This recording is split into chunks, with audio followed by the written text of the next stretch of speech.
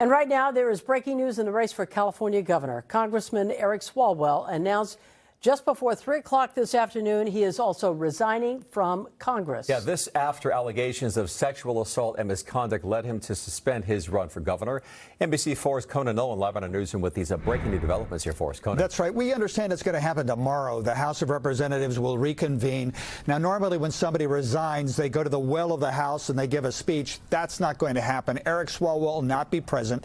There will be a letter that will be handed to the Speaker. He or she, whether or not there's an associate speaker at the helm, will read it out loud, and then that seat will be vacant. It will be up to the governor of California to call for a special election for that seat up until the end of Swalwell's term in January. But that's not the election that everybody's been talking about. It's the one for governor, as we've seen a dramatic fall from grace for a candidate who at one time was a rising star in the Democratic Party.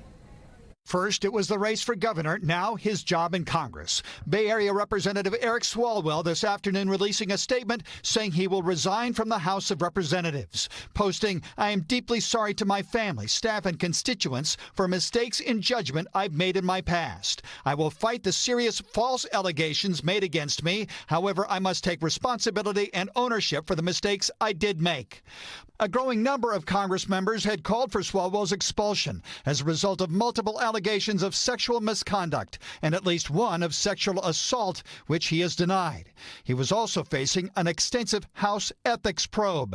Melanie Zanona covers Capitol Hill for NBC News. When you're no longer a member of Congress, that ethics committee investigation goes away. So that may have been a factor. We don't know, but it may have been a factor in his decision. But it was Swalwell's decision yesterday that upended the race for governor. It helps every single candidate because now there are votes to go out and get. Of the 9 remaining candidates, former Orange County Congresswoman Katie Porter's campaign claims she will benefit the most. That their internal polls indicated Porter received the lion's share of support from Swalwell voters when asked who their second favorite candidate is. LMU's Fernando Guerra. If you think about the type of positions that Swalwell took, his type of support, it's really a Katie Porter type of support. Billionaire Tom Steyer's campaign said he would benefit the most. And then there is the potential for voters to look for a newer candidate. San Jose Mayor Matt Mahan's campaign says it has raised $10 million since Friday. The candidate today in Los Angeles. Eric Swalwell is a symptom of a broken political system. Dan Schnur of USC and UC Berkeley, himself a former political consultant. Porter and Steyer are both very flawed candidates, especially with Democratic primary voters.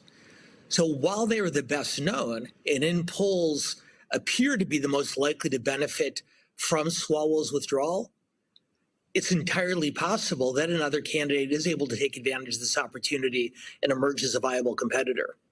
Schnur says one of those other candidates possibly, Antonio Villaraigosa, the former mayor of Los Angeles, and Javier Becerra, the former HHS secretary. It is a wide open race for governor. I'm Conan Nolan, NBC4 News.